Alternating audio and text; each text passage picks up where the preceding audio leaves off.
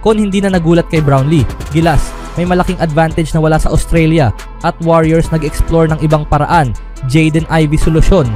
Ang game-saving performance ni Justin Brownlee laban sa Saudi Arabia ay walang kakaiba para kay Gilas Pilipinas head coach Tim Cone na matagal nang nasasaksihan ang naturalized forward na tumira ng maraming clutch shots sa kanyang karera. Naitira ni Brownlee ang isang clutch 3-pointer para ipantay ang score sa 79 all in regulation at tuluyang hilahin ang mga Saudi sa overtime sa kanilang qualification to quarterfinals duel sa 2025 FIBA Asia Cup.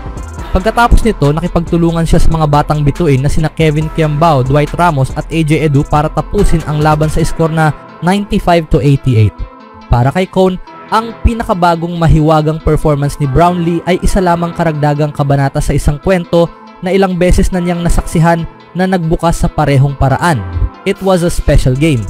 It was a special performance by both teams.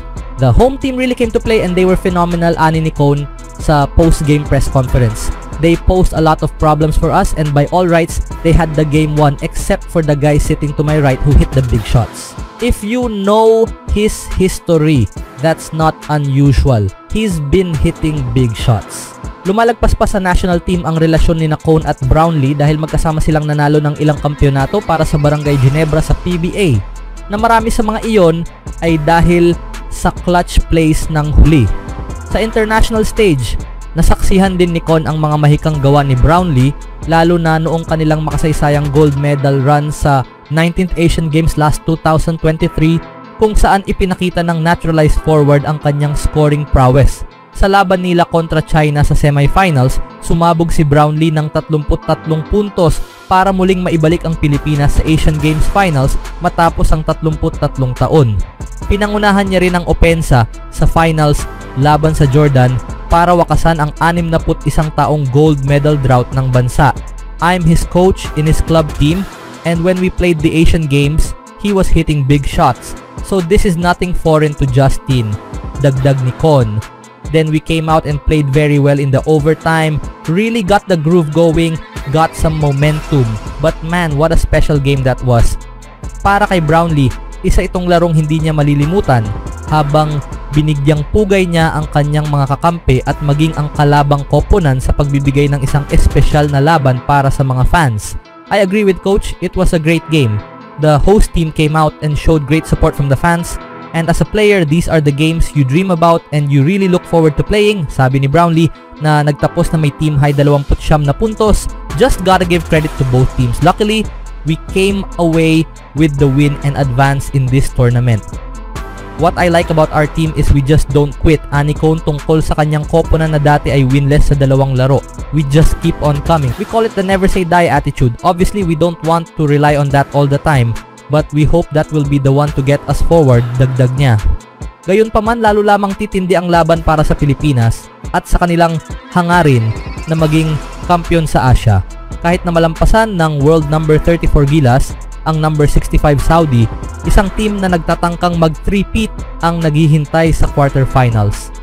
Ang Australia, na nanguna sa Group A, ang makakaharap ng national sakaling umabante sila sa quarters at magiging maikli lamang ang pagitan ng laban dahil naka-schedule ito sa Agosto 13 ayon sa website ng FIBA.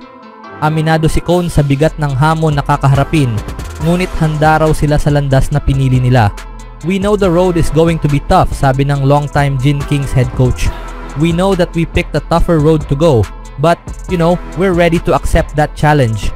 Ang pinakamalaking bentahe na dala ng Gilas Pilipinas sa kanilang laban kontra Australia ay ang momentum mula sa kanilang kapanapanabik na panalo sa overtime laban sa Saudi Arabia, isang laro na sumubok sa kanilang tatag ng loob, pagkakaisa bilang koponan at puso.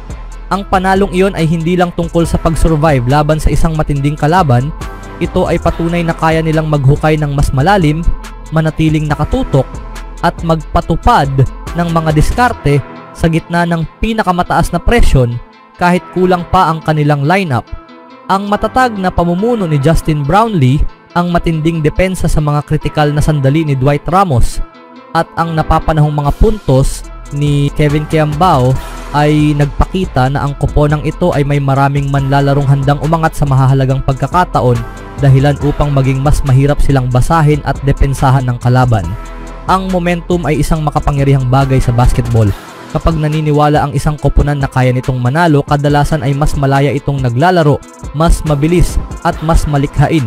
Laban sa koponan ng Australia na sanay sa estruktura at disiplina, ang kamakailang tagumpay ng Gilas ay maaaring magbigay sa kanila ng kumpiyansa na pabilisin ang laro, umatake sa fast break at tumira ng matatapang na tira ng walang alinlangan. Dagdag pa rito ang emosyonal na sigla mula sa milyon-milyong Pilipinong manonood sa prime time sa sariling bansa. At mayroon kang isang koponan na hindi lamang handang pisikal, kundi mental din na hamunin ang 2 beses ng kampeon. Ang pagsasama ng paniniwala, ritmo, at lakas mula sa mga tagahanga ay isang bagay na hindi kayang kopyahin ng Australia at maaaring ito ang susi para balansehin pabor sa Gilas ang laban. Ano sa tingin nyo sa advantage na ito mga kaibigan? Sa ibang balita naman, habang naghahanda ang Golden State Warriors para sa darating na season, namumukod tangi ang kabanatang ito sa maalamat na karera ni Stephen Curry bilang posibleng maging makapagpabago ng takbo ng kanyang karera. Ang pagpapalakas ng lalim ng roster at pagpapatatag ng depensibong pundasyon sa paligid ni Curry ay magiging kritikal para sa matagumpay na paglalakbay sa playoffs kung mananatiling malusog ang team. May mga bagong bulong sa mundo ng trade na nagsasabing ang eksplosibong batang guard na si Jaden Ivey na kasalukuyang nasa Detroit Pistons ay posibleng mapunta sa Golden State dahil inilagay na siya ng Pistons franchise sa trading block. Ang 23 taong gulang na dating number 5 overall pick sa year 2022 NBA Draft ay maaaring magsindi sa opensa ng Warriors, nagbibigay ng dinamiko at matinding enerhiya na desperado nilang kailangan upang palakasin ang kanilang pag-asam sa kampyonato para sa 2025-26 season. Malaki ang potensyal ni Ivey. Sa taas na 6 foot 4 inches at taglay ang pambihirang athleticism, pinamangha ni Ivey ang mga fans sa kanyang offensive skills noong huling season hanggang sa siya'y ma-sideline dahil sa fractured fibula noong Enero 1.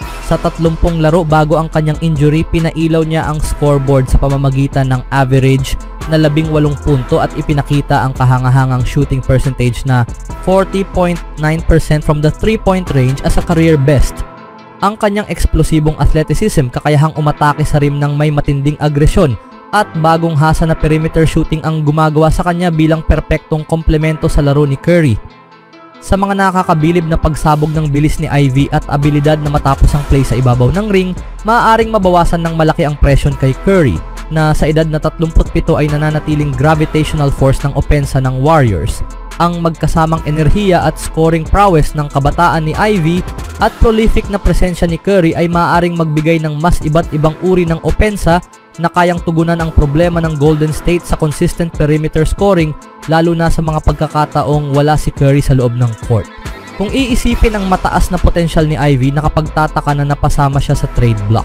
Matapos ang kanyang injury, iniulat ng NBA Insider na despite his talent, Ivey is one of the major Pistons trade candidates because the team has learned how to play without him. Isang nakakaintrigang trade scenario ang nagpapakita ng pagpapadala kina Moses Moody at Brandon Podziemski sa Detroit kapalit ni Ivey.